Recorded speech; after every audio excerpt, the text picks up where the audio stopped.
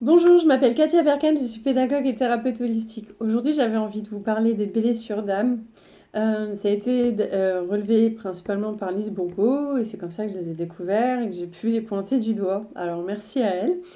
Si je vous en parle, c'est parce que si vous étiez présent au live il y a quelques semaines, 1 ou 2 semaines, je crois que j'ai fait le live. J'avais remonté qu'il allait avoir la manifestation des blessures, qu'il fallait apprendre à les gérer pour en guérir, ou du moins les pointer du doigt pour pouvoir ne pas répéter les schémas. Et j'a- l'image m'avait échappé que ces blessures pouvaient également se manifester chez mes enfants.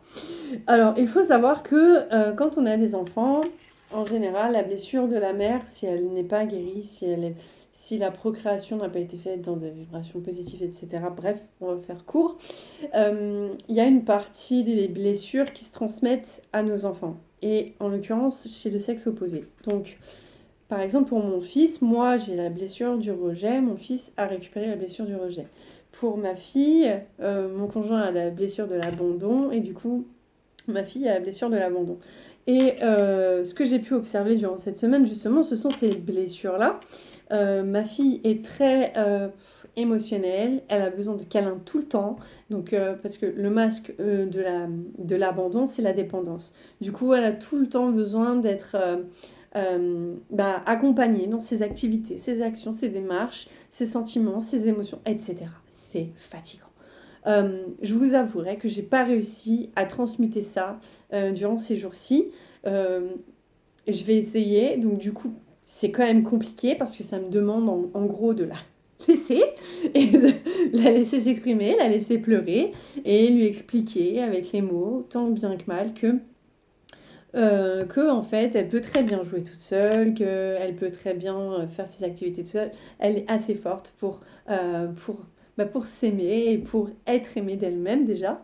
Et c'est pour ça que je l'aide en fait. Je lui dis voilà, regarde, t'es jolie. Je lui mets des petites balles dans les cheveux, je lui coiffe les cheveux, je lui dis t'es une princesse, etc. Donc j'essaye de faire ce travail avec elle. Mais bon, ça m'a l'air compliqué. Elle a 2 ans. Pour mon fils qui a 4 ans, ça a été la blessure du rejet. Donc, il a voulu jouer avec des enfants, il s'est fait rejeter, il a insisté. Alors lui, ça va, pour le coup, il a été volontaire. Et le truc, c'est que moi, en fait, ça m'a impacté parce que ça fait partie de mes blessures. Donc, ça fait partie des sentiments que je connais et que je peux encore ressentir chaque fois que j'y pense, chaque fois que j'y suis confrontée. Par contre, c'est à moi de stopper et de dire, voilà, j'ai compris et je m'en libère, je vais transmuter. Donc pour transmuter, ça a été tout un travail. Donc là, c'était mère-fils. Donc c'est aller voir les parents, expliquer, dire à vos enfants, voilà, vous pouvez leur dire de faire attention à leurs paroles, et tralali, et tralala. Parce que tout a un impact, tout est énergie. Donc tout doit être fait en bienveillance. Donc quand la part de bienveillance n'est pas faite chez l'autre, allez gentiment dire, voilà. Pour le coup, je suis tombée sur une maman très dure, regard fuyant, enfin bref. et, euh, et du coup, j'ai dit, bon, mon fils, là, je suis pas assez forte. On prend nos affaires, on s'en va. On est parti. La blessure s'est représentée il y a quelques jours. Mon fils voulait jouer, il a trouvé le réconfort dans ses dinosaures. Du coup, en ce moment, il fait beaucoup dinosaure. Je suis un dinosaure, maman, regarde, je fais peur et tout ça. Bah oui, blessure du rejet, le masque du fuyant, la peur. Donc, du coup, pour avoir assez de force, se camoufler, se créer un personnage. Enfin voilà, on y est. Et mon fils a voulu rejouer en format dinosaure avec des enfants. Ça n'a pas fonctionné. Et les enfants beaucoup plus grands, hein. Mon fils a 4 ans, les enfants ils ont 8, 9 ans. Je trouve ça vraiment dommage que les grands n'arrivent pas à prendre leur dessus. Alors très méchant, pousse-toi, laisse-moi, je suis pas ton copain. Ça fait tellement mal. Après, je sais, c'est parce que enfin, je connais cette blessure, donc je la ressens. Peut-être que vous, sous un autre angle, vous le verrez pas comme ça, mais quand on est pur, enfin, quand on est pur, je suis pas pure, hein, mais quand on veut avoir des vibrations pures, on peut facilement, en fait, comprendre avec compassion la douleur. Et là, en l'occurrence, ce que j'ai fait, c'est que j'ai essayé de transmuter. Donc, qu'est-ce que j'ai fait? je me suis transformée moi en dinosaure. Et j'ai été voir mon fils et j'ai dit, je suis le dinosaure, c'est moi qui vais t'attaquer. Et du coup, j'ai joué, il y avait les parents autour qui regardaient, me disaient, mais elle est folle. J'ai été dans les jeux d'attraction et tout ça. J'ai fait le toboggan et tout ça.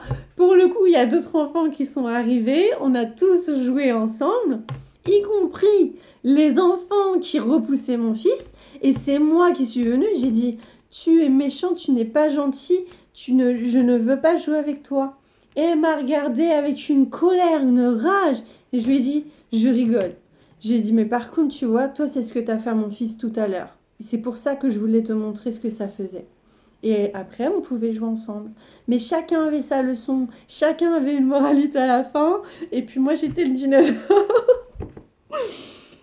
C'était pas dur à faire, mais fallait le faire quand même, devant tous les parents. Bon, les parents, ils étaient morts de rire.